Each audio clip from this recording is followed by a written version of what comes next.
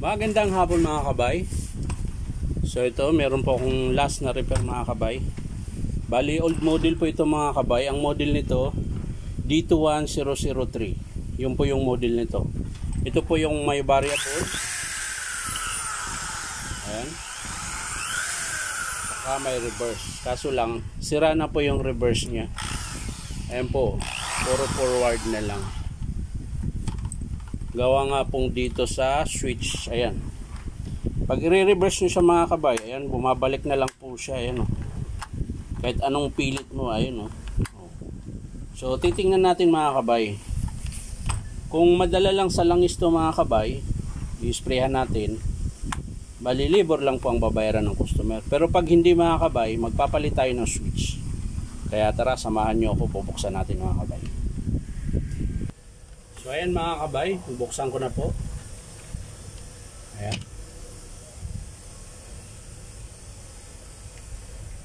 Ayan po mga kabay. So ang gagawin natin mga kabay, bali i-sprayhan lang po natin muna ng WD Rexco mga kabay. So i-sprayhan natin dito kung gagana pa yung reverse.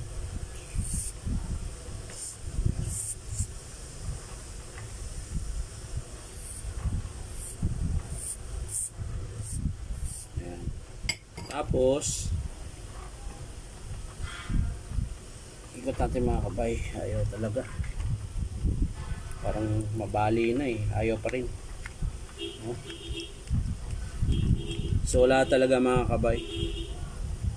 So kailangan niya talaga magpalit nito. Ayaw na mga kabay, oh. Ayan.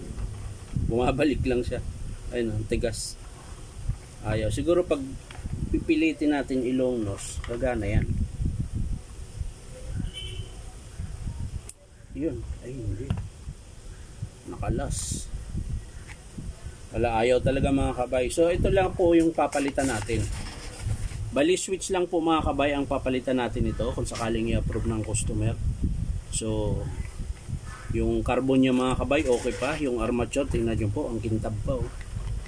Yun yung kagandahan pag mga old model mga kabay. Ayan.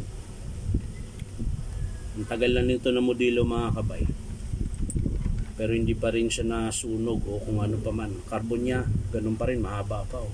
Switch lang talaga ang nasira. Actually, hindi naman talaga sira yung switch eh. Yung reverse lang po. Ito. Kaso lang, buo po kasi siya. Kaya ang estimate natin, switch. So yan lang po mga kabay. Maraming salamat.